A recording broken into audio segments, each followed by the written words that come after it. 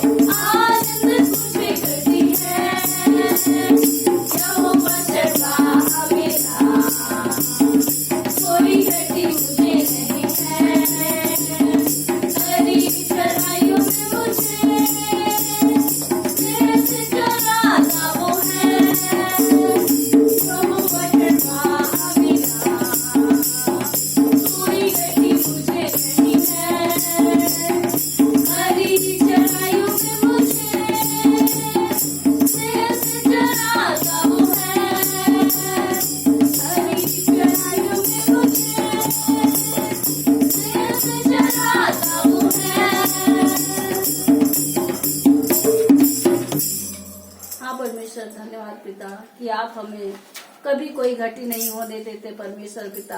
आप हमेशा हमारे साथ हो परमेश्वर, और पिता हमें हमेशा संभालते हो परमेश्वर। इस बात के लिए हम दिल से धन्यवाद करते हैं परमेश्वर, आपके करुणा के लिए, आपकी दया के लिए परमेश्वर हम दिल से धन्यवाद करते हैं परमेश्वर। धन्यवाद पिता। सेनाओं का यहोवा हमारे संगी संगी है, क्या आपका परमेश्वर हमारा ऊंचा गढ़ है। सेनाओं का यहोवा हमारे संगी संगी है, क्या आपका परमेश्वर हमारा ऊंचा गढ़ है। जिसने आकाश बनाया, जिसने पृथ्वी बनाई, जिसने आकाश बनाया, जिसने पृथ्वी बनाई, जो सर्वशक्तिमान प्रभु है, वो यहोवा हमारे संग संग है। जो सर्वशक्तिमान प्रभु है, वो यहोवा हमारे संग संग है। सेनाओं का यहोवा हमारे संग संग है, याकूब का परमेश्वर हमारा ऊंचा गढ़ है। सेनाओं का यहोवा हमारे संग संग है, याकूब का परमेश्वर हमारा ऊंचा गढ़ है। समंदर को जिसने डुबाया, जंगल से मार को निकाला। समंदर को जिसने डुबाया, जंगल से मार को निकाला। जो वायदे को करता है पूरा, वो यहोवा हमारे संग संग है। जो वायदे को करता है पूरा, वो यहोवा हमारे संग संग है। सेनाओं का यहोवा हमारे संग संग है, याकूब का परमेश्वर हमारा ऊंचा गढ़ है। सेनाओं का यहोवा हमारे संग संग है, याकूब का परमेश्वर हमारा ऊंचा गढ़ है। नाज़र को जिसने जिलाया, कसाई को जिसने बचाया। नाज़र को जिसने जिलाया, कसाई को जिसने बचाया। है जिसके लिए सब कुछ संभव, वो यहोवा हमारे संग संग है। जिसके लिए सब कुछ संभव, वो यहोवा हमारे संग संग है। सेनाओं का यहोवा हमारे संग संग है, याकूब का परमेश्वर हमारा ऊंचा गढ़ है। सेनाओं का यहोवा हमारे संग संग है, याकूब का परमेश्वर हमारा ऊंचा गढ़ है।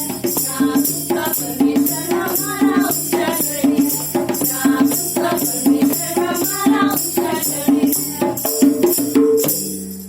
आकाश और पृथ्वी को बनाने वाले सर्वशक्तिमान परमेश्वर, धन्यवाद परमेश्वर आपके वायदों के लिए परमेश्वर पिता। आपके वायदे हमेशा हमारे साथ है परमेश्वर। आप हमें कभी नहीं त्यागते, कभी नहीं छोड़ते, हमेशा संभालते हो परमेश्वर। प्रभु यीशु मसीह आपके जैसा दूसरा कोई नहीं है परमेश्वर। धन्यवाद परमेश्वर कि आपने हमारे लिए क्रूस पर अपनी जान दी परमेश्वर। धन्यवाद कि आप हमेशा हमारे साथ हो, इसलिए हमें डरने की जरूरत नहीं है परमेश्वर। हम भयभीत नहीं होते परमेश्वर कि आप हमेशा हमारे साथ रहते हो। धन्यवाद पिता। Thank you lord. Yeshu Masih तेरे जैसा है कोई नहीं, तेरे चरणों में झुके आसमान और महिमा गाए जमीन। यीशु मसीह तेरे जैसा है कोई नहीं, तेरे चरणों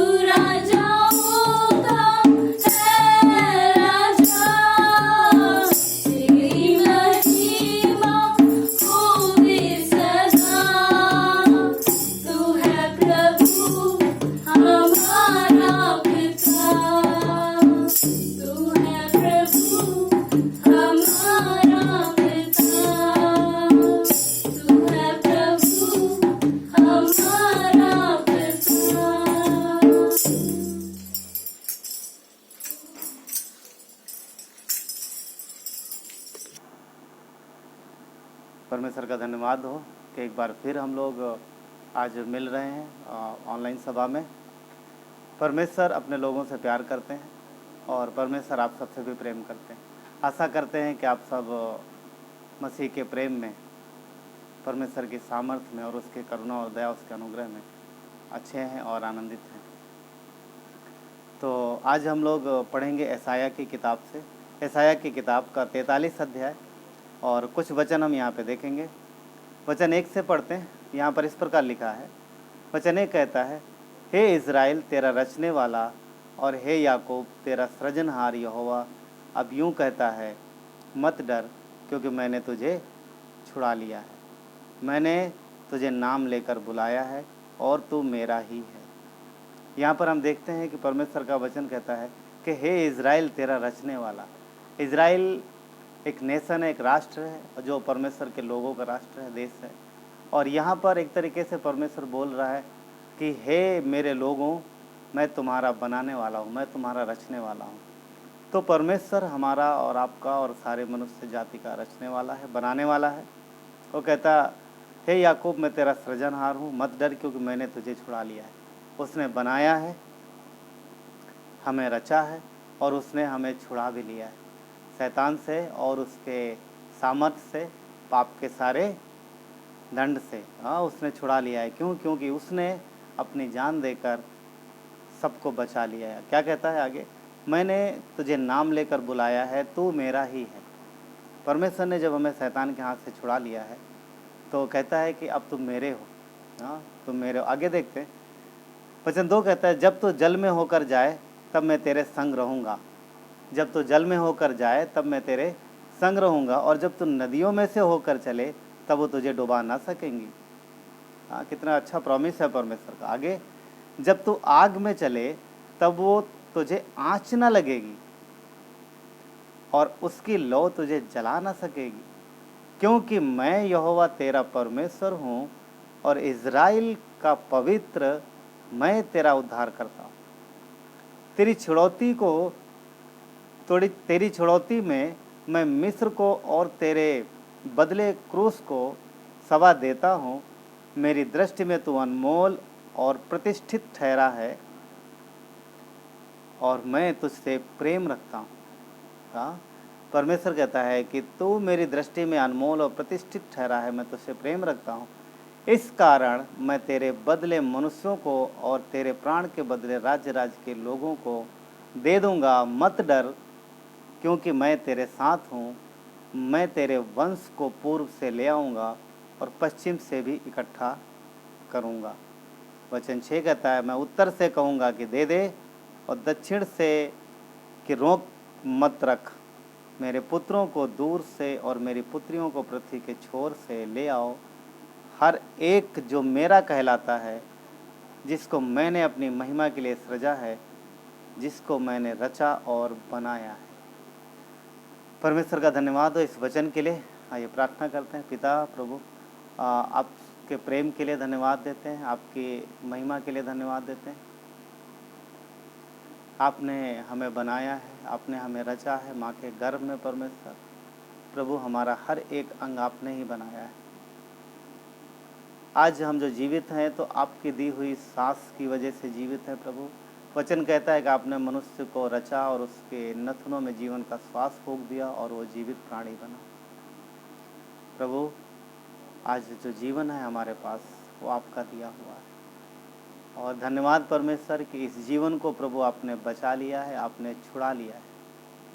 धन्यवाद देते हैं पिता, आप हमसे प्रेम करते हो। प्रभु यीशु, प्रार्थना करते हैं, इस संदेश में आपकी अगुवाई मांगते हैं। परमेश्वर प्रभु, आप हम सबके हृदय से बातें करो पिता, क्योंकि आप आश्वासन देते हो, आप हमें हौसला देते हो, आप हमारी अगुवाई करते हो, आप हमें संभालते हो। परमेश्वर, हम अपने कानों को खोलते हैं पिता, आपकी आवाज़ को सुनने के लिए, आपके संदेश को सुनने के लिए। परमेश्वर, आप हमारे अगुवा हो पिता, और आप हम सबकी अगुवाई करते हो। धन्यवाद देते हैं, मसीह यीशु के नाम से मांगते हैं, आमीन। 5 कहता है, मत डर, क्योंकि मैं तेरे साथ हूँ। जब परमेश्वर हमारे साथ है तो फिर हमें और आपको डरने की कोई ज़रूरत नहीं। परमेश्वर ने हम सबको मसीह में बुलाया है। उसने वो क्या कहता है कि मैंने तुझे बुला लिया है। वचन 1 में कहता है मैंने तुझे नाम लेकर बुलाया है, तू मेरा ही है। हम परमेश्वर के हैं और परमेश्वर की इच्छा के अनुसार बुलाए गए हैं, क्योंकि हर वो व्यक्ति जो मसीह यीशु पर विश्वास करता है वो परमेश्वर की संतान है। इसलिए वो कहता है कि तू मेरा ही है, तू मेरा ही है। तो फिर जब हम परमेश्वर के हैं, जब हम परमेश्वर ने हमें बुला लिया है, तो हमारा जीवन परमेश्वर को महिमा देने वाला हो, ताकि परमेश्वर हम सबके द्वारा, आपके द्वारा अपनी सामर्थ प्रकट करे और आज से इस संसार में जो माहौल है परमेश्वर उसमें आप सबकी अगुवाई करे और परमेश्वर हम सबके जीवन से, आपके जीवन से अपनी महिमा ले। परमेश्वर के लोग कई बार आसपास के होते हुए बदलाव से प्रभावित होते हैं और कई बार ये बदलाव उनके जीवन में काफ़ी ज़्यादा असर डालता है, काफ़ी ज़्यादा उनके जीवन को प्रभावित करता है। कई बार ये बदलाव इतना प्रभावित करता है कि उनका जीवन जो है, उनका जीवन उस प्रभाव के बहाव में एक तरीके से बहने लगता है। परंतु परमेश्वर कहते हैं, प्रभु यीशु का वचन कहता है, अभी हमने पढ़ा यशायाह का 43 अध्याय, कहता है कि तू मेरा है, तू मेरा है, मैंने तुझे रचा है, मैंने तुझे बनाया है, मैंने तुझे बुलाया है। इतना ही नहीं, मैंने तुझे छुड़ाया है। इसलिए मत डर, मत डर, क्योंकि तू मेरा है। चाहे जो भी हालात हों, आज हम लोग देख रहे हैं कि संसार एक विषम परिस्थिति से गुजर रहा है, एक बड़ी त्रासदी है, एक बड़ी महामारी है जिससे हम लोग गुजर रहे हैं। चारों तरफ माहौल अच्छा नहीं है, चारों तरफ डर है, जिधर भी देखो लोग बातें कर रहे हैं और ऐसी बातें हैं जो कि इंसान के दिल में डर पैदा कर रही हैं। परिस्थिति गंभीर है, परंतु इस गंभीर परिस्थिति में हमें सावधानी के साथ परमेश्वर के वचनों की ओर बढ़ना है, सावधानी के साथ, समझदारी के साथ परमेश्वर के वादों पर भरोसा रखते हुए और परमेश्वर की ओर देखते हुए बढ़ना है। क्योंकि हौसला हमें परमेश्वर का वचन देता है। शैतान माहौल को खराब करता है, परिस्थितियों को बदलता है और लोगों को डराता है। और आज जैसा कि हम देख रहे हैं कि इतना ज़्यादा माहौल बिगड़ चुका है कि लगभग दुनिया का हर एक आदमी इस माहौल से प्रभावित हुआ है और परमेश्वर के लोगों का जीवन भी इससे अछूता नहीं है। शैतान एक दिमाग में एक प्रेशर डालता है, दबाव डालता है, ताकि लोग उस प्रेशर से, उस दबाव में आ जाएं और वो डरें। पर परमेश्वर कहता है मत डर। हमें शैतान की बातों पर, जो वो दिखा रहा है, उस पर ज़्यादा भरोसा ना करते हुए परमेश्वर के वादों पे भरोसा करना है। बात मैं महामारी की नहीं कर रहा हूँ, उसमें हमें सारे एहतियात बरतना है। जो भी सरकार की तरफ से गाइडलाइंस है वो फॉलो करना है। बिना मास्क लगाए, बिना सैनिटाइज़र यूज़ किए हम कोई चीज़ हमें खाना नहीं है, बिना मास्क लगाए बाहर नहीं निकलना है। वो सारी चीज़ें हमें करना है जो इस बचाव के लिए हैं। परंतु मैं बात कर रहा हूँ डर की। जो डर शैतान दिल में डाल रहा है, जो डर बिठा रहा है मौत का, जो डर बिठा रहा है वो आप हमारे और आपके दिमाग में, उस डर को हम परमेश्वर के वादों के साथ उस पर भरोसा करके निकाल सकते हैं। क्योंकि अगर हम डरते हैं, अगर परमेश्वर के जन डरते हैं, तो फिर वो शैतान की बातों से प्रभावित होते, वो इनके दिमाग में, उनकी सोच में डालता है, वो डर उनके हृदय में बैठता है, फिर कार्य में बदलाव हो जाता है। और कई बार अगर वादों पर भरोसा नहीं किया, अगर परमेश्वर की ओर नहीं देखा, तो ये डर जो है, ये डर परमेश्वर के लोगों को, परमेश्वर के साथ जो चाल है उसको प्रभावित कर सकता है, उसे डिस्ट्रैक्ट कर सकता है, उसे कहीं किसी दूसरी तरफ ले जा सकता है। और ये जो परमेश्वर के लोगों की चाल है जो कि प्रभावित हो जाती है, फिर ये परमेश्वर की इच्छा से बाहर है। और परमेश्वर की इच्छा से बाहर किया गया हर एक काम हम जानते हैं जो पाप कहलाता है। और पाप जो है वो तकलीफ़, परेशानी लाता है और वो इंसान को अशुद्ध करता है। पहला थिस्सलुनीकियों का 4:7 इस प्रकार कहता है, क्योंकि परमेश्वर ने हमें अशुद्ध होने के लिए नहीं परंतु पवित्र होने के लिए बुलाया है। हालांकि ये जो पवित्रीकरण है ये हमारे जीवन की बात है। वो पवित्रीकरण नहीं कि परमेश्वर ने हमें पवित्र कर दिया है, हम पूरी तरीके से पवित्र हैं, परमेश्वर ने हमें बचा लिया है और हम स्वर्गीय दृष्टि में परमेश्वर के नज़र में हम स्वर्गीय दृष्टि में हम पवित्र हैं। परंतु ये बात जो है वो पाप करने की बात हो रही, मतलब परमेश्वर की इच्छा अनुसार चलने की।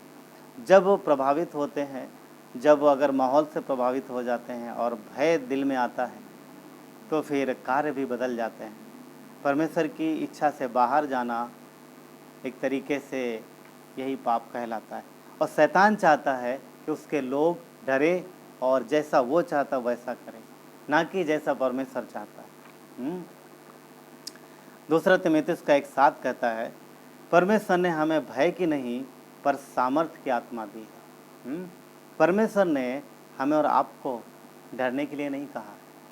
अगर हमें भय मानना है तो हम परमेश्वर का भय मानते हैं, अगर हमें डरना है तो हम परमेश्वर से डरें, ना कि शैतान से, ना कि उस बात से जो वो हमें दिखा रहा है जिससे डराने की कोशिश करता है। हालांकि उसके हाथ में है कुछ चीज़ें, उसके हाथ में कुछ चीज़ें परमेश्वर ने दिया है, वो कर सकता है। कई सारी चीज़, जितनी चीज़ें उसके पास है वो उन चीज़ों से परमेश्वर के लोगों को या उनके जीवन को प्रभावित कर सकता है। जैसे कि वो परमेश्वर के लोगों को भ्रमित कर सकता है, वो भरमा सकता है, उसके पास ये अधिकार है, उसके पास ये दिया गया है उसको कि वो जाए और भ्रमित करे।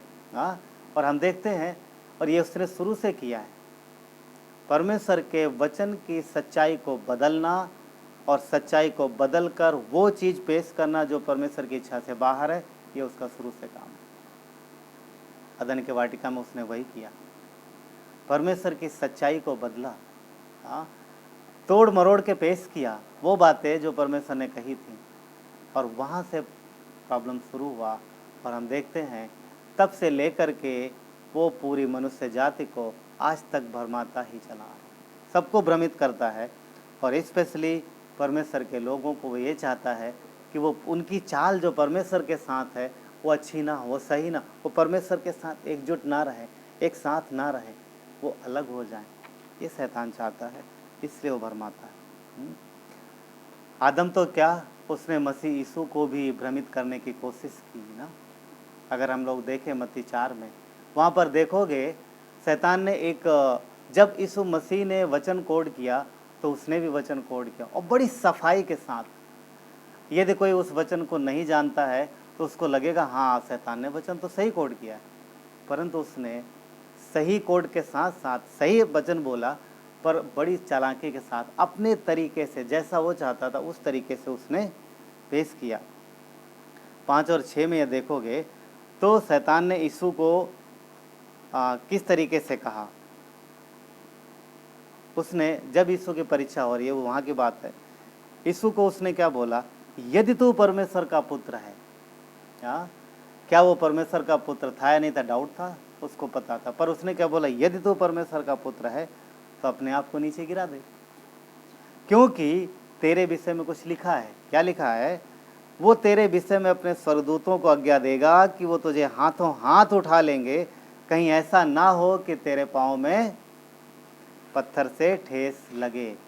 अब देखने में तो लग रहा है कि हाँ उसने एकदम बढ़िया सही वचन बोला, और वचन लिखा हुआ भी है, वचन लिखा है। पर यदि वचन का ज्ञान नहीं है, देखिए शैतान के साथ परमेश्वर के लोग अपने एक्सपीरियंस से, अपने अनुभव से नहीं जीत सकते, उसके साथ अपने अनुभव से युद्ध नहीं कर सकते, यानी उस पर अपने अनुभव से विजय नहीं पा सकते। हम परमेश्वर की सामर्थ्य के द्वारा ही उस पर विजय पा सकते हैं, और वचन के द्वारा ही। जब परमेश्वर के लोग वचन के साथ अच्छी संगति करते हैं, बाइबल में समय बिताते हैं, पढ़ते हैं, मेडिटेशन करते हैं, तो उनको चीज़ें समझ में आती हैं और परमेश्वर के साथ उनका घनिष्ठ रिश्ता बनता है। यहाँ पर मसीह यीशु को जब उसने ये वचन कहा, और परमेश्वर हम जानते हैं वो तो वचन ही है, और वचन को वचन दे रहा, हाँ, वचन को वचन सिखा रहा वो, और परमेश्वर जानता है। और मसीह यीशु ने उसे उत्तर दिया था ना, क्या उत्तर दिया था मसीह यीशु ने, कि तू अपने अपने परमेश्वर की परीक्षा ना कर। मगर यहाँ पर एक बात है, हम उस वचन को देखते हैं कि शैतान ने किस प्रकार से इस वचन को तोड़ा था। ये वचन उसने कोड किया था भजन संहिता 91 का 11 और 12, यानी 11 और 12, 91 का 11 और 12। यहाँ पर इस प्रकार लिखा है, देखते हैं हम लोग भजन संहिता का 91 कुछ समय के लिए, और उसमें देखते हैं क्या लिखा हुआ है 11 और 12 में। यहाँ पर इस प्रकार लिखा है, क्योंकि वो अपने दूतों को तेरे निमित्त आज्ञा देगा कि जहाँ कहीं तो जाए वो तेरी रक्षा करे। उसने क्या निकाला था पता? उसने कहा था, शैतान ने किस तरह बोला था, क्योंकि वो तुझे अपने दूतों के निमित्त आज्ञा देगा कि वो तुझे हाथों हाथ उठा लेंगे, ऐसा ना हो कि तेरे पाँव में पत्थर से ठेस लगे। उसने एक हिस्सा निकाल दिया, वो ये था कि जहाँ कहीं तू जाए वो तेरी रक्षा करे। यहाँ पर परमेश्वर का वचन कहता है कि जब हम जाते हैं कहीं पर, परमेश्वर हमें सहायता के लिए फरिश्ते भेजता है, हमारे साथ रहते और रक्षा करते हैं। वहाँ पर वो बोल रहा कि तू कूद जा, वो तेरी रक्षा करेंगे, यानी तू जानबूझ के कूद और वो तुझे संभाल लेंगे। आज भी शैतान ऐसे ही लोगों को भ्रमित करता है, तुम परमेश्वर के लोग हो, परमेश्वर तुम्हारा रक्षा, अरे तुम जाओ, तुम्हें कुछ नहीं होगा। यीशु ने क्या बोला था? अपने परमेश्वर की परीक्षा नहीं लेना, ये भी लिखा है, राइट।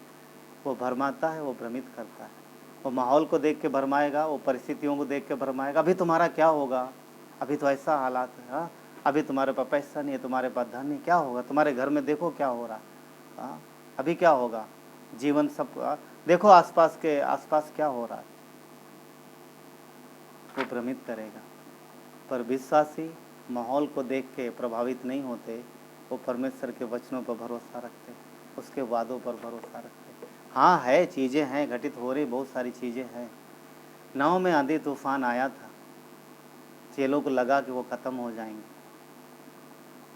और अंतिम मोमेंट था, पर उन्होंने यीशु को आवाज़ दी और उसने एक शब्द बोला, थम जा, और सब शांत हो गया। गुमराह कर सकता है, भ्रमित कर सकता है, आपकी परिस्थितियों को लेकर के, आपके हालातों को लेकर के, फाइनेंस को लेकर के, रिश्तों को लेकर के, सेहत को लेकर के, जीवन को लेकर के, पड़ोसियों से, बहुत सारी चीज़ें हैं जहाँ पर वो आपको भ्रमित कर सकता है। पर हमें परमेश्वर के वचन पर भरोसा रखना है। क्यों? क्योंकि वचन से ही हम उसे जीत सकते हैं। और कई बार जब वो मसीह यीशु के साथ जब वो मसीह यीशु के साथ वचन से बातें कर सकता है, तो ध्यान रहे वो हमारे और आपके साथ भी वचन से बातें कर सकता है। इसीलिए ज़रूरी है कि हम वचन के साथ मजबूत संगति रखें, परमेश्वर के साथ मजबूत रिश्ता रखें, हाँ, ताकि जब वो हमें भ्रमित करे तो हम समझ पाएँ कि वो क्या दिखा रहा है और अब हमें किस तरीके से इस चीज़ से बचना है, राइट। दूसरी बात, शैतान के हाथ में क्या है? वो डराता भी है, डराता है। अगर हम देखेंगे बहुत बढ़िया सीन है पहला शमूएल के 17 अध्याय में, जहाँ पर फिलिस्तीनी सेना और इजरायली सेना आमने सामने हैं, उनका युद्ध होने वाला है। और फिलिस्तीनी की तरफ से एक बहुत बड़ा व्यक्ति, साइज में मतलब शरीर में बहुत लंबा चौड़ा तगड़ा व्यक्ति निकल के आता है, जिसका नाम गोलियत है। ये कहानी सबको पता है। और वो परमेश्वर के लोगों को, उसकी सेना को आवाज़ देता है कि तुम में से अगर कोई है तो लड़ने आओ, हाँ, आओ मुझसे लड़ो, वैसा बोलते हैं। और वहाँ आप देखोगे चारों तरफ भय का माहौल है, किसी के पास हिम्मत नहीं है कि उससे जाके लड़े, किसी के पास इतना साहस नहीं है क्योंकि वो लंबे चौड़े तगड़े तंदुरुस्त व्यक्ति को देख रहे हैं और वो इतना खतरनाक दिखता है, किसी के पास इतना साहस नहीं हुआ तो उससे जाके लड़े। इस विषय में आप पढ़ सकते हैं पहला शमूएल के 17 अध्याय में, जिसके विषय में गोलियत के विषय में सारी चीज़ें मिल जाएंगी आपको। परंतु यहाँ पर जो मुझे बोलना है वो ये है कि वो डराता है, वो डराता है। 16 वचन कहता है, पहला शमूएल का 17 अध्याय का वचन 16 कहता है, वो फिलिस्ती तो 40 दिन सवेरे और सांझ निकट जाकर खड़ा हुआ करता था, और वो 40 दिन तक लिखा है कि सवेरे और सांझ सुबह शाम 40 दिन तक जा करके ललकारता था वो परमेश्वर के लोगों को। कैसा डर का माहौल था, वो डरा रहा था। सब लोग उसके कद काठी को देख रहे थे, उसके हथियारों को देख रहे थे, उसकी बड़ी ढाल को देख रहे थे, उसके मजबूत और बड़े और भाले को देख रहे थे। कौन सामना कर सकता उसका? छावनी में हिम्मत नहीं हुई किसी को। साउल जो राजा है, साउल जो राजा है, जो कुछ समय पहले फिलिस्तीन से लड़ने के लिए उतावला रहता है, वो भी डरा हुआ है, छुपा बैठा है, वो भी नहीं निकल के सामने आ रहा है। पर हम सब जानते हैं क्या होता है वहाँ पर। एक व्यक्ति आता है, एक लड़का आता है जिसका नाम दाऊद, और वो उसको मारता है। वो मारता है, वो उसके पास कुछ नहीं है, चाहे चरवाहे की एक थैली है और लाठी है जो लिए जाता है उसके सामने। सवाल एक पैदा होता है कि जो सेना नायक हैं, जो महारथी हैं, जो योद्धा हैं, जिनका काम है युद्ध करना, उनके अंदर हिम्मत नहीं आई। ये चरवाहा है, ये लड़का चरवाहा है, भेड़ बकरियों को चराता है, इसके अंदर उतनी हिम्मत कहाँ से आ गई कि वो उस व्यक्ति को देखते हुए, लंबे चौड़े व्यक्ति को देखने के बावजूद भी ये डरा नहीं, जो कि परमेश्वर की सेना को 40 दिन से डरा रहा था। परंतु इस लड़के को नहीं डरा पाया, जबकि ये योद्धा भी नहीं, ये चरवाहा है। यहाँ पर एक समझने वाली था, इसको क्यों नहीं डरा पाया? क्योंकि दाऊद का परमेश्वर के साथ बहुत अच्छा रिलेशन था। वो परमेश्वर के साथ चलता था, परमेश्वर के वचन पर भरोसा रखता था, परमेश्वर के वादों पर भरोसा रखता था। उसने गोलियत के शरीर को, उसके डील डॉल को नहीं देखा, उसके बड़े हथियारों को नहीं देखा, उसने देखा परमेश्वर को और उसकी सामर्थ को। उसने परमेश्वर उसकी सामर्थ को देखा, उसने गोलियत को नहीं देखा। वहाँ पर दाऊद का बहुत अच्छा स्टेटमेंट, यदि आप पढ़ोगे तो आपको बहुत अच्छा लगेगा। थोड़ा पढ़ता हूँ मैं आपके लिए। 17 का 45 देखेंगे, उसके पहले 43 में देखेंगे तो फिलिस्ती यानी गोलियत ने दाऊद से कहा, क्या मैं कुत्ता हूँ कि तू लाठी लेकर मेरे पास आता है? दाऊद लाठी लेके जा रहा, उसके हाथ में लाठी है और एक कोफन है जो जिससे वो चरवाही करता था। 45 में दाऊद ने फिलिस्ती से क्या कहा, देखो दाऊद का वचन सुनो, दाऊद का स्टेटमेंट सुनो क्या बोलता है। तू तो तलवार और भाला और सांग लिए हुए मेरे पास आता है, परंतु मैं सेनाओं के यहोवा के नाम से तेरे पास आता हूँ, जो इज़राइल की सेना का परमेश्वर है। समझ पा रहा है? ये है ये जो शब्द हैं दाऊद के, इस बात को प्रकट करते हैं कि उसका कितना रिश्ता परमेश्वर के साथ मजबूत है और कितना परमेश्वर के वादों पर वो भरोसा करता है। आगे देखिए क्या लिखा है, जो इजरायली सेना का परमेश्वर है और उसी को तूने ललकारा है। क्या बोलता, तूने उसी को ललकारा, यानी तूने परमेश्वर को ललकारा, उसकी सेना को नहीं ललकारा। 46 आज के दिन यहोवा तुझको मेरे हाथ में कर देगा और मैं तुझे मारूंगा और तेरा सिर धड़ से अलग करूंगा, और मैं आज के दिन फिलिस्ती से सेना के 100 आकाश के पक्षियों को और पृथ्वी के जीव जंतुओं को दूंगा।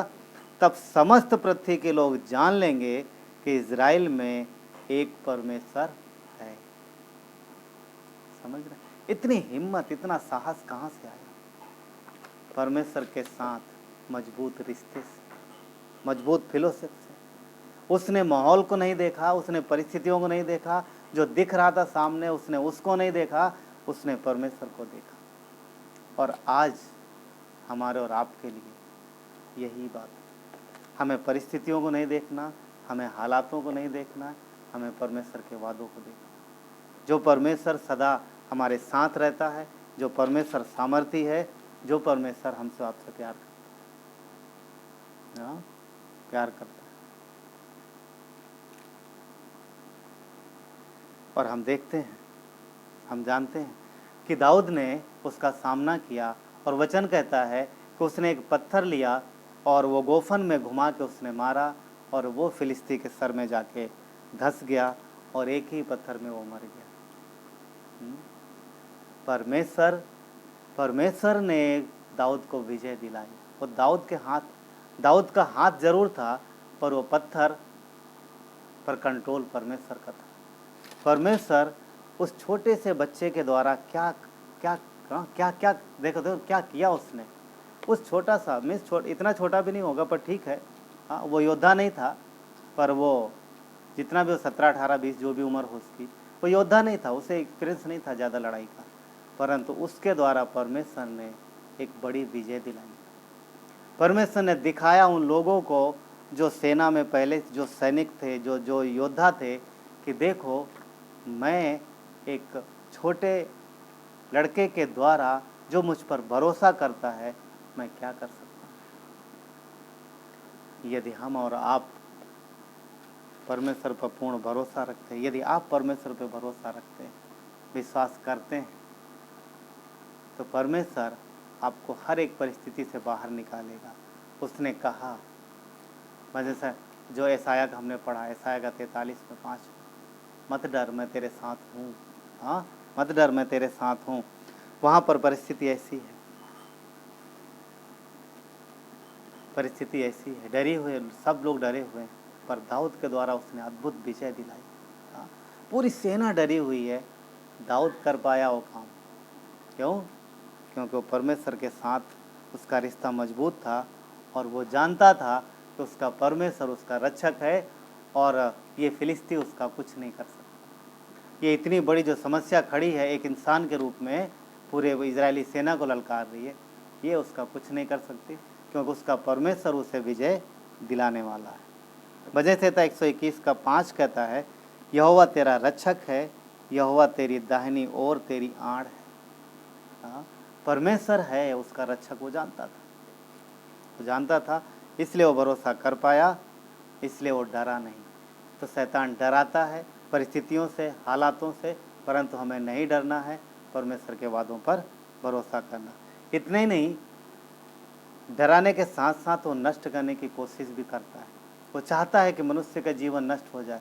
शैतान की इच्छा है कि कोई भी व्यक्ति हर व्यक्ति बिना उद्धार पाए मर जाए, और कोई भी व्यक्ति उद्धार ना पाए।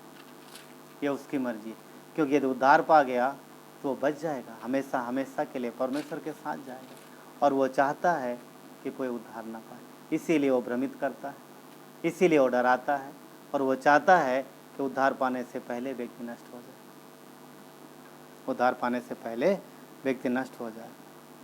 और फंसाता है, कई बार फंसाता है, कई बार विषम परिस्थिति। अगर एक्चुअली परमेश्वर के लोगों के जीवन में शैतान जब काम करता है, तो उसे परमिशन भी लेने की ज़रूरत पड़ती है। डरने की ज़रूरत नहीं है कि शैतान इतना पावरफुल है और ऐसा करेगा। मेरा पॉइंट बोलने का मतलब ये है कि अगर उन परिस्थितियों से गुजर रहे हो तो डरो मत, परमेश्वर के वादे आपके साथ हैं। वो जो कोशिश करना है, जो उसके पास अधिकार है, जितना उसे दिया गया वो करेगा। वो हमारे और आपके रोकने से रुकेगा नहीं। वो कोशिश करता है दुनिया का कोई भी व्यक्ति उद्धार ना पाए, परंतु उद्धार पा रहे हैं लोग, बचाए जा रहे हैं लोग। वो ये चाहता है कि यदि उद्धार पा गया है तो वो फलवंत ना हो, वो डिस्ट्रैक्ट करता है, इसीलिए भ्रमित करता है ताकि उसका जीवन फलवंत ना हो, इसीलिए डराता है ताकि वो आगे ना बढ़े वो। हाँ, और वो एक ये भी कोशिश करता है कि जीवन को नष्ट करे। कैसे नष्ट कर पाएगा? सिर्फ इस तरीके से कि वो विश्वासियों को मसीह की संगति से दूर करे वहाँ और उनका जीवन संसार में नष्ट हो जाए, संसार में नष्ट हो जाए। और वो ये भी चाहता है कि इंसान धरती जल्दी छोड़ दे, जल्दी धरती छोड़ दे, परंतु उसके हाथ में सब कुछ नहीं है, क्योंकि मनुष्य का बनाने वाला परमेश्वर है और परमेश्वर इंसान का रक्षक है। परमेश्वर अपने बच्चों की रक्षा करता है, उन्हें संभालता है, राइट। निर्गमन के 14 अध्याय में एक सीन है, एक सीन क्या, एक ऐसा समय आ जाता है कि परमेश्वर अपने लोगों को जब निकाल के लेके आता है मिस्र से। हम जानते हैं कि परमेश्वर ने बड़ी बड़ी विपत्तियां डाली मिस्र में, मिस्र के राजा को मजबूर कर दिया कि वो इजरायलियों को जाने दे, और इजरायली अपना सारा सामान, सब कुछ, गाय बैल जो भी जो उनके पास था, सब कुछ ले करके चल पड़े, और वो आनंद से जा रहे हैं, बिना भय के जा रहे हैं, और चलते चलते वो समुद्र के किनारे पहुंच जाते हैं। और फिर वहाँ पर एक ऐसा क्षण आता है कि मिस्र का राजा, उसको लगता है कि मैंने इन्हें क्यों जाने दिया, अब मेरी गुलामी कौन करेगा, मेरी सेवा कौन करेगा, चलो इनका पीछा करते हैं, वापस लेके आते हैं, या फिर सबको जो नहीं आएगा उसे ख़त्म करेंगे। तो एक तरफ समंदर है और पीछे मिस्र की सेना है, इजरायली बीच में फंस जाते हैं, उनका जीवन संकट में, आगे बढ़ेंगे तो डूबेंगे, पीछे मिस्र का जो सेना है वो उन्हें ख़त्म करेगी। तो यहाँ पर ऐसा है, और यहाँ पर भारी संकट है, भारी संकट है, जीवन खतरे में है, परंतु परमेश्वर अपने बच्चों को कभी भी अकेला नहीं छोड़ता, अकेला नहीं छोड़ता। बहुत बढ़िया एक वचन है यहाँ पर, 19 वचन में बहुत हम पढ़ते हैं, यहाँ पर इस प्रकार लिखा है कि तब परमेश्वर का दूत जो इजरायली सेना के आगे आगे चलता था, परमेश्वर के लोगों के आगे परमेश्वर का दूत चल रहा, परमेश्वर का दूत चल रहा है, और लिखा है कि वो आगे आगे चलता था, जाकर उनके पीछे हो गया। किसके पीछे हो गया? आगे समंदर है, आगे चल रहा था, अब वो पीछे हो गया, क्योंकि पीछे मिस्र की सेना, पीछे ज़्यादा खतरा है। कहाँ हो गया? पीछे की तरफ, पीछे ज़्यादा खतरा, ताकि खतरे से बचा सके। लिखा है कि पीछे हो गया, और बादल का खंभा उनके आगे से हटकर उनके पीछे जा ठहरा। इस प्रकार मिस्रियों की सेना और इजरायलियों की सेना के बीच में आ गया। यहाँ पर ध्यान देने वाली बात, परमेश्वर इजराइल की सेना और मिस्र की सेना के बीच में आ गया, ताकि मिस्री इजराइलियों को नुकसान न पहुंचाने पाएँ, परमेश्वर के लोगों को नुकसान ना पहुंचाने पाएँ। एक तरफ परमेश्वर के लोग हैं, दूसरी तरफ दुश्मन की सेना है, परमेश्वर बीच में आया, परमेश्वर बीच में आया। किस लिए? रक्षा करने के लिए, बचाने के लिए। एक बात है यहाँ पर, मिस्र जो कि संसार का प्रतीक है, और इजराइल जो कि परमेश्वर के लोगों का प्रतीक है, राइट। परमेश्वर अपने लोगों को संसार से निकाल के लाता है, जैसा कि हम यहाँ पे देख रहे हैं कि परमेश्वर ने इजरायलियों को वहाँ से निकाला। अब वो संकट में ज़रूर हैं, फिर भी परमेश्वर उनकी रक्षा के लिए बीच में आया। परमेश्वर अपने लोगों को निकाल के लाता है संसार से, अपनी देह में लगाता है, और वो हमेशा बीच में रहता है, और ये चाहता है कि परमेश्वर के लोगों के हर एक सोच, हर एक विचार, हर एक काम क्रूस के द्वारा गुजरें, और उस तरफ से बिना क्रूस के, यानी हमारी जो सोच है, हमारा जो विचार है, परमेश्वर ये चाहते हैं कि वचन के अनुसार हो, ताकि संसार, यानी ताकि मिस्र हावी ना होने पाए, संसार हावी ना होने पाए, संसार की सोच हावी ना होने पाए, और वो हमें डरा ना पाए। ध्यान रहे, शैतान जब भी परमेश्वर के लोगों को सताता है, या फिर जब भी उनके जीवन में कुछ करता है, तो वो हमेशा संसार की सोच, यानी स्वाभाविक विचार, स्वाभाविक स्वभाव और स्वाभाविक बातों के द्वारा ही वो कर सकता है, क्योंकि यही उसकी ताकत है, यही उसकी ताकत है, और उसका कोई बस नहीं चलता, क्योंकि आत्मिक बातों पर उसका कोई जोर नहीं है। उसकी ताकत जो है वो स्वाभाविक बात है, यानी पाप उसकी ताकत है, शैतान की ताकत पाप है, और वो सोच है जो वो परमेश्वर के लोगों के दिमाग में डालना चाहता है। और यहाँ पर हम देखेंगे, यदि तो यहाँ पर लोगों के इस दिमाग में वो सोच आ गई है और वो अपने नायक, अपने लीडर, अपने अगुवे पर कुड़कुड़ाने लगे मूसा के ऊपर। उन्होंने बोला, क्या मिस्र में कब्रें नहीं थी जो तू यहाँ मुझे मार डालने के लिए लाया? सोचिए, क्या मूसा उनको लेके आया था? परमेश्वर के लोगों को मिस्र से निकालने वाला परमेश्वर है। हाँ, मूसा उनकी अगुवाई कर रहा था, पर निकाल के कौन लाया? परमेश्वर निकाल के लाया। पर वो कुड़कुड़ा किसके ऊपर है? मूसा के ऊपर कुड़कुड़ा है। क्यों? क्योंकि उनको दिख क्या रहा है कि मूसा उनके आगे के चल रहा है, मूसा उनकी अगुवाई कर रहा है, चाहे जिधर वो जाता जो वो कहता वो करते हैं। तो वो क्या देख रहे हैं? स्वाभाविक में देख रहे हैं। किसको देख रहा है? मूसा को देख रहा है। पर मूसा किसको देख रहा है? परमेश्वर को देख रहा है। उनको ये समझना चाहिए था कि मूसा जो कि परमेश्वर को देख रहा है, तो उसने ये भी कहा, मूसा ने बार बार बताया परमेश्वर ये कहता है, तो उनको मूसा के उस बातों पर भरोसा करना चाहिए था, परमेश्वर के ऊपर विश्वास करना चाहिए था, उसके वचनों पर विश्वास करना चाहिए। परंतु यहाँ पर ये हुआ नहीं, उन्होंने मूसा पर दोष लगाया। हाँ, मूसा पर दोष लगा। आज क्या ये चीज़ें आज नहीं होती हैं? आज कई बार हम लोगों पर दोष लगाते हैं, कई बार परमेश्वर के लोगों पे दोष लगाते हैं। राइट, होता है, तेरी वजह से ये हुआ, तेरी वजह से हुआ। पर एक सिद्धांत यहाँ पर क्या है? परमेश्वर चाहता है कि हर परिस्थिति में परमेश्वर के लोग उसे धन्यवाद दें, नम्र रहें और हर परिस्थिति में से गुजरें, क्योंकि परमेश्वर जिस परिस्थिति में उनको ले जाता है वो उनके लिए अच्छा है और उन्हें कई बातें सिखाता है जो उनके जीवन में प्रभु उनको मजबूत करती हैं परमेश्वर के साथ चलने में, और उनके जीवन को एडिफाई करते हैं, उनके जीवन को एडिफाई करते हैं। क्योंकि यदि आप देखोगे तो वचन 8 कहता है, निर्गमन का 14 का 8 कहता है कि यहोवा ने मिस्र के राजा फिरौन के मन को कठोर कर दिया, इसलिए उन्होंने इजरायलियों का पीछा किया। मिस्र इजराइल का पीछा कर रहा है, जबकि मैंने अभी बात की कि मिस्र जो है संसार का प्रतीक और पापी स्वाभाविक स्वभाव। ध्यान रहे, स्वाभाविक स्वभाव यानी मिस्र यानी पाप पीछा करता है, स्वाभाविक स्वभाव पीछा करेगा, परंतु हमें परमेश्वर की ओर देखना है। परमेश्वर की ओर देखना है, हमें और आपको परमेश्वर की ओर देखना है, ना कि उन बातों को जो पीछे छूट चुकी हैं।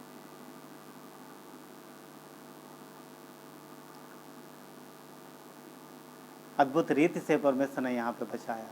हम सब जानते हैं कि परमेश्वर ने उन्हें बचाया, समंदर 2 भाग हुआ। परमेश्वर ने मूसा को बोला, मूसा, जब लोगों ने कुड़कुड़ाना शुरू किया तो मूसा ने परमेश्वर को दुहाई दी और परमेश्वर ने कहा, तो मुझे दुहाई देना बंद कर, लोगों को बोल आगे बढ़ें, और तो समंदर में लाठी लगा और समंदर 2 भाग हो जाएगा। और हम जानते हैं घटना हुई और इजरायली पैदल निकल गए, वो ज़मीन चल के निकल गए।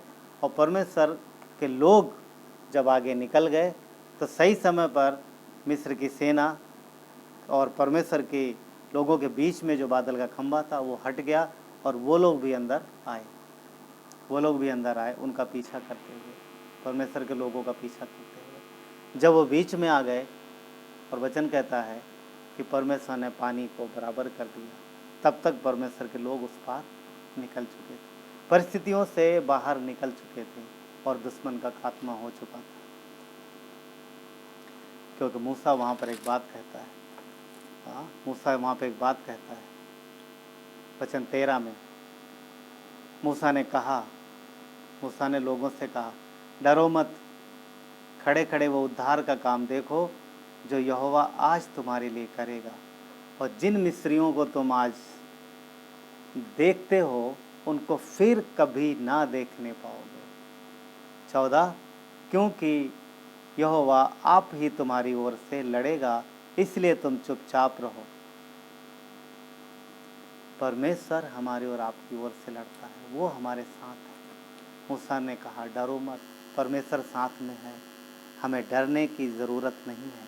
परिस्थितियाँ विपरीत हैं, हाँ, माहौल ख़राब है, पर परमेश्वर विश्वास योग्य है, उसके वादे खरे हैं, सच्चे हैं, उन पर भरोसा करना है, वचन पढ़ना ज़्यादा, प्रार्थना करना ज़्यादा, और परमेश्वर के वचनों के द्वारा उत्साहित रहना है, डरना नहीं है, क्योंकि मृत्यु तो धरती पर है ही, हाँ, पर विश्वासी बचा लिए गए।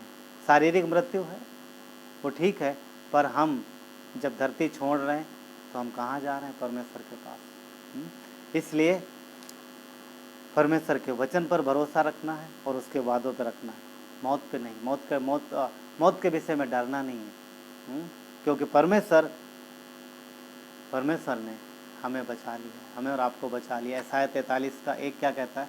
कि उसने छुड़ा लिया है, उसने बचा लिया है।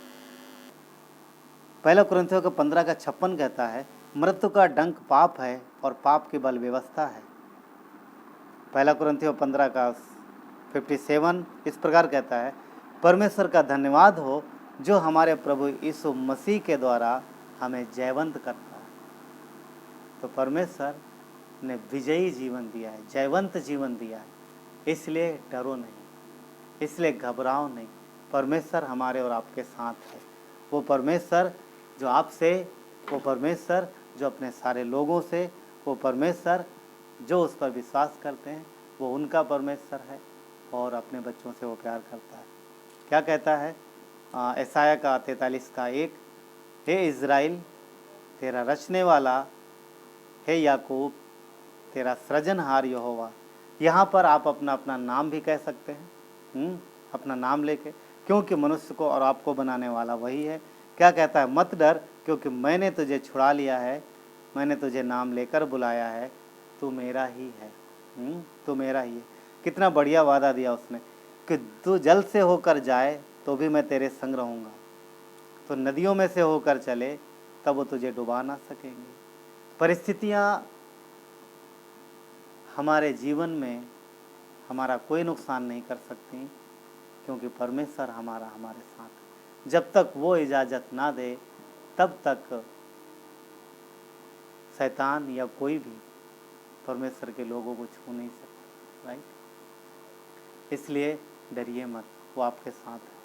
वो भरमाता है, वो डराता है, ऐसा सीन क्रिएट करता है जैसे कि नष्ट होने वाले। याद है नाव, हाँ, जैसे नदी में थोड़ी देर पहले हमने बात की, नदी में तूफान आया था और चेलोक लगा वो नष्ट होने वाले, नष्ट होने वाले, पर वो हुआ नहीं। क्यों? क्योंकि वो परमेश्वर के चेले थे, परमेश्वर के शिष्य थे, वो यीशु के शिष्य थे। शैतान ऐसे कैसे नष्ट कर सकता? हम और आप उसके लोग। हालातों को मत देखो, हालातों से मत डरो, परमेश्वर से डरो। डरना हमें परमेश्वर से है, ना कि शैतान से। हाँ, परमेश्वर आपको संभाले और आशीष दे। आइए प्रार्थना करते हैं। प्यारे पिता परमेश्वर, धन्यवाद देते हैं आपके प्रेम और दया के लिए, आपके बचाव के लिए, आपकी सुरक्षा के लिए। परमेश्वर प्रभु, आप अपने लोगों के साथ हो। आपने हमें रचा है, आपने हमें बनाया है और आपने हमें छुड़ा लिया है, आपने हमें बचा लिया है। यदि आप में से कोई भी अभी तक बचाया नहीं गया है तो मौका है, यीशु को अपने दिल में बुला सकते हैं और अपने पापों से प्रायश्चित कर सकते हैं, क्योंकि हर एक मनुष्य ने पाप किया है और हर एक मनुष्य पापी है, उसे उद्धार की ज़रूरत है। यीशु मसीह बचाने वाला है, वो छुटकारा देने वाला है। यदि आपने अभी यीशु को अपना उद्धारकर्ता नहीं माना है तो आपके पास ये मौका है, आज उसे अपना उद्धारकर्ता मान सकते हैं। एक छोटी सी प्रार्थना है जो आप हमारे पीछे कर सकते हैं। परमेश्वर, मैं आपका धन्यवाद करता हूँ कि आपने मेरे पापों के लिए क्रूस पर जान दी, मारे गए, गाड़े गए, तीसरे दिन जी उठे। आप जीवित परमेश्वर, आप जीवित मसीहा, हम आपके बलिदान पर विश्वास करते हैं। मेरे जीवन में आओ, मेरी अगुवाई करो प्रभु, आपकी महिमा हो। धन्यवाद देते हैं, मसीह यीशु के नाम से मांगते हैं, आमीन।